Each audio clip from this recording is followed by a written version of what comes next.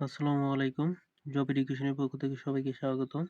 আজকে আমি ৩৭তম বিসিএস এর গুরুত্বপূর্ণ একটি অঙ্ক নিয়ে উপস্থিত হয়েছি। অঙ্কটি হলো, ঘড়িতে এখন ৮টা বাজে। ঘন্টার কাঁটা ও মিনিটের কাঁটার মধ্যকার কোণটি হলো। এখানে ঘন্টার কাঁটা এবং মিনিটের কাঁটার কোণ নির্ণয় করতে বলা হয়েছে। আমরা জানি বৃত্তের কেন্দ্রের কোণ হলো ৩৬০ ডিগ্রি। এবং এখানে ঘড়িতে এখন ৮টা বাজে। এই ৮ এর সাথে মোট সময় আছে ঘড়িতে হলো ১২। তাহলে ১২ থেকে ৮ বাদ দিতে হবে। এখানে যে ৮ থাক আর ৪ বা ৫ যাই থাক, ১২ থেকে বাদ দিতে হবে। বাদ দিয়ে এই ৩৬০ ডিগ্রি গুণ করে মোট সময় হলো ১২, ১২ দিয়ে ভাগ করতে হবে।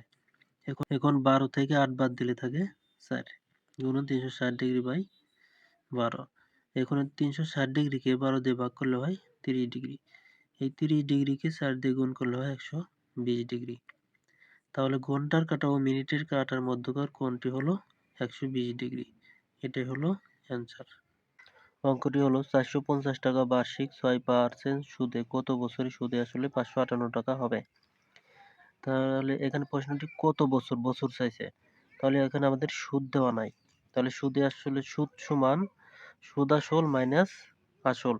এখন সুদ আসল আছে হলো ৫৫৮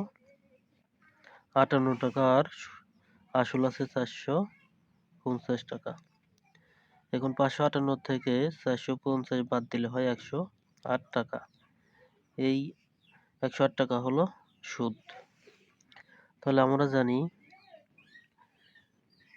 আই সমান পিএন আর এটা হলো মুনাফার সূত্র।